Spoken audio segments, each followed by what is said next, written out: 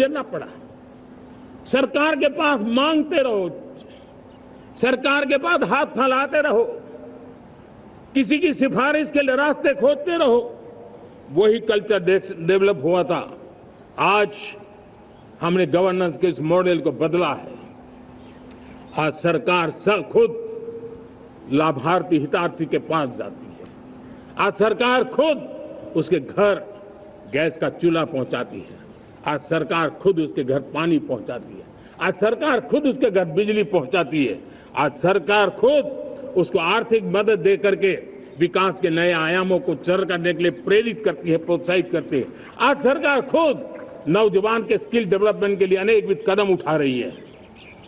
साथियों, बड़े रिफॉर्म्स के लिए हमारी सरकार बहुत ही प्रतिबद्ध है और हम इसी के द्वारा देश में प्रगति की राह को चुनना चाहते हैं।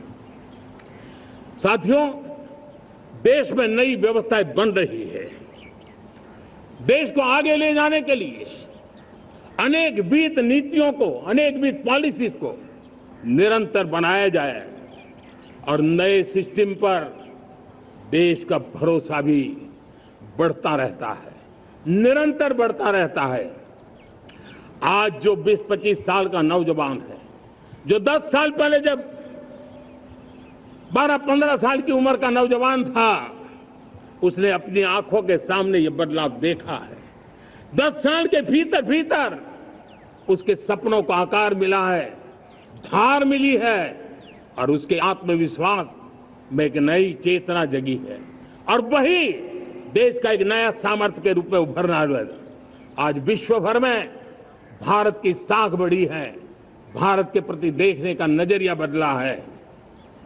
आज विश्व में युवाओं के लिए संभावनाओं के द्वार खुले हैं। रोजगार के अनगिनत नए अवसर जो शायद आजादी के इतने सालों के बाद भी नहीं आए थे, वो आज उनके दरवाजे पर दस्तक दे रहे हैं। संभावनाएं बढ़ती गई हैं, नए मौके बन रहे हैं। मेरे देश के युवाओं को अब धीरे धीरे चलने का इरादा नहीं है। मेरा देश का नौजवान इंक्रीमेंटल प्रगति में विश्वास नहीं करता। मेरा देश का नौजवान छलांग मारने के मूड में है। वो छलांग मार के नई सिद्धियों को प्राप्त करने के मूड में है। मैं कहना चाहूंगा, भारत के लिए गोल्डन एरा है। वैश्विक परिस्थितियों की तुलना में भी देखें, ये गोल्डन एरा है। ये हमारा स्वर्णिम कालखंड है। मेरे प्यारे देशवासियों, ये अवसर हमें जाने नहीं देना है।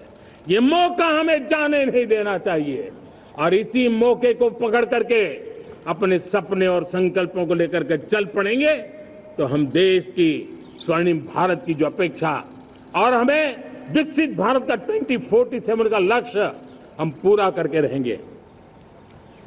हम सदियों की बेड़ियों को तोड़ करके निकले हैं।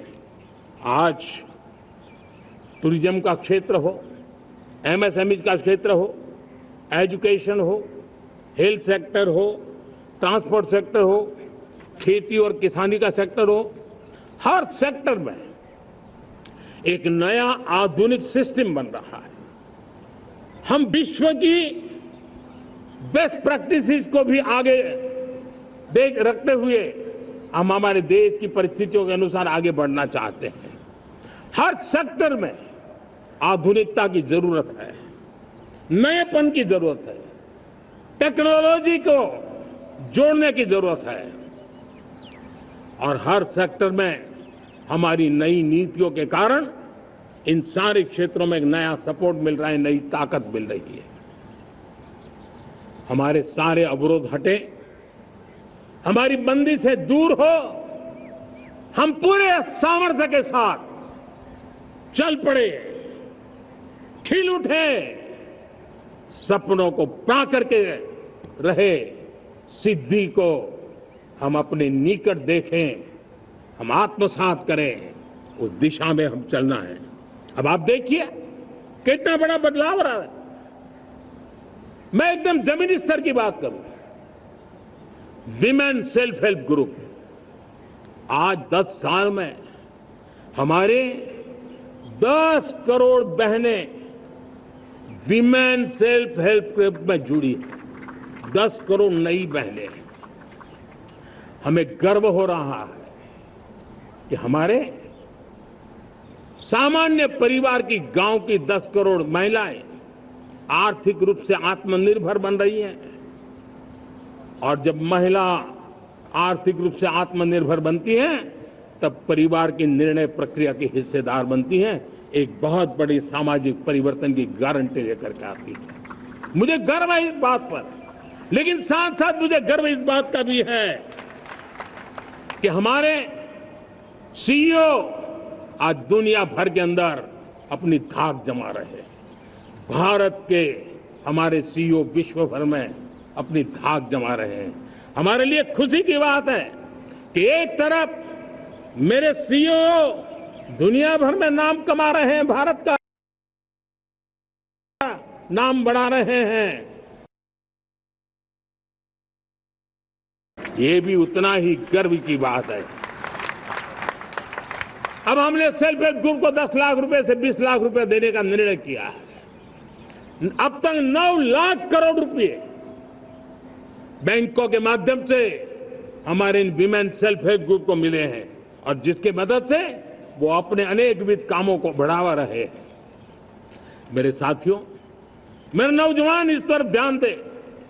स्पेस सेक्टर एक फ्यूचर है हमारे साथ जुड़ा हुआ, एक महत्वपूर्ण पहलू है। हम उस पर भी बल दे रहे हैं। हमने स्पेस सेक्टर में बहुत रिफॉर्म किए हैं।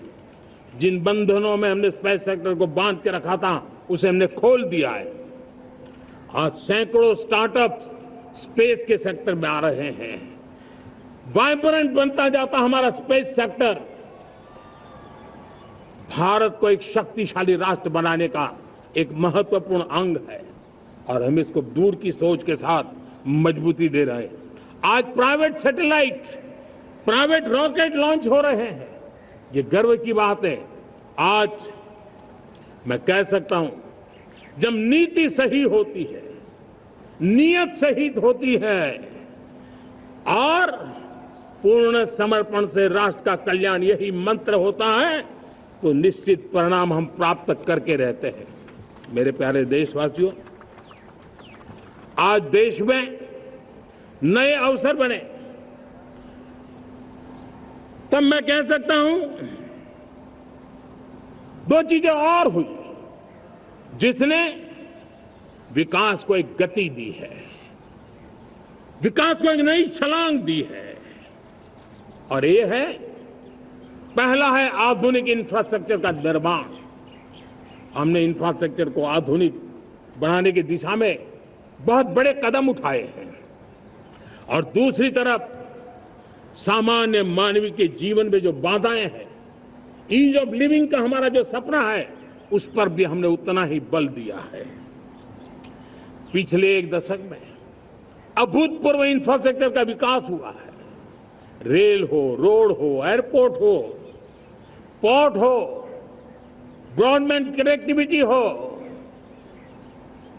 गांव-गांव नए स्कूल बनाने की बात हो, जंगलों में स्कूल बनाने की बात हो, दूर सुदूर इलाकों में अस्पताल बनाने की बात हो, आरोग्य मंदिर बनाने की बात हो, मेडिकल कॉलेजों का काम हो, आयुष्मान आरोग्य मंदिरों का निर्माण चलता हो, 60,000 से ज्यादा अमृत सरोवर बने हो, 2 लाख पंचायतों तक ऑप्टिकल फाइबर नेटवर्क पहुंचा हो, नहरों का एक बहुत बड़ा जाल बिछाया जा रहा हो, 4 करोड़ पक्के घर बनना, गरीबों को एक नया आश्रय मिलना, 3 करोड़ नए घर बनाने के संकल्प के साथ आगे बढ़ने की हमारी कोशिश हो। हमारा पूर्वी भारत, नॉर्थ ईस्ट, उसका इलाका आज इंफ्रास्ट्रक्चर के लिए जाने जाना लगा है। और हमने ये जो कायाकल्प किया है, उसका सबसे बड़ा लाभ समाज के उन वर्गों तक हम पहुंचे हैं जो ग्रामीण सड़कें वहां बनी है जिनकी तरफ कोई देखता नहीं था, जिस इलाकों को नहीं देखता था, जिन गांवों को नहीं देखता था। दलित हो, पीड़ित हो, शोषित हो, वंचित हो, पिछड़े हो, आदिवासी हो, जंगल में रहने वाले हो, दूर सुदूर पहाड़ों में रहने वाले हो, सीमावर्ती स्थान पर रहने वाले हो, हमने उनकी आवश्यकता की पूर्ति की है। हमारे मछुआरे भाई बहनों की आवश्यकताओं को पूरा करना, हमारे पशुपालकों के जीवन को बदलना, एक प्रकार से सर्वांगीण विकास का प्रयास हमारी नीतियों में रहा, हमारी नीयत में रहा है, हमारे रिफॉर्म में रहा है, हमारे कार्यक्रमों में रहा है, हमारी कार्यशैली में रहा है। और उस सबसे बड़ा लाभ मेरे युवाओं को होता है। उनको नए नए अवसर मिलते हैं, नए नए क्षेत्र में कदम रखने का उसके लिए संभावनाएं बन जाती है। और वही तो सबसे ज्यादा रोजगार दे रहा है। और सबसे ज्यादा रोजगार प्राप्त करने का अवसर इन्हीं समय में उनको मिला है। हमारा जो मध्यम वर्गीय परिवार है, मध्यम वर्गीय परिवार को क्वालिटी ऑफ लाइफ, वो स्वाभाविक उसकी अपेक्षा रहती है। वो देश के लिए बहुत देता है, तो देश का भी दायित्व है कि उसकी जो क्वालिटी ऑफ लाइफ में जो उसकी अपेक्षाएं हैं, सरकार की कठिनाइयों से मुक्ति की उसकी जो अपेक्षाएं हैं, उसको पूर्ण करने के लिए हम निरंतर प्रयास करते हैं। और मैंने तो सपना देखा है कि 2047 जब विकसित भारत का सपना होगा तो उसकी एक इकाई ये भी होगी कि सामान्य मानव के जीवन में सरकार की दखलें कम हो, जहां सरकार की जरूरत हो वहां अभाव न हो, और जहां सरकार की बेकारण प्रभाव भी न हो, इस प्रकार की व्यवस्था पर हम प्रतिबद्ध हैं। मेरे प्यारे देशवासियों, हम छोटी छोटी जरूरतों पर भी ध्यान देते हैं, हम छोटी छोटी आवश्यकताओं पर ध्यान देते हैं और उसको लेकर हम चलते हैं। चाहे हमारे गरीब का घर का चूल्हा जलता रहे, गरीब की मां को कभी आंसू पी करके सोना न पड़े, और इसके लिए मुफ्त इलाज की योजना हमारी चल रही है। बिजली, पानी, गैस अब सैचुरेशन के मूड पर है। और जब हम सैचुरेशन की बात करते हैं वो 100% होता है। जब सैचुरेशन होता है तो उसको जातिवाद का रंग नहीं लगता है। जब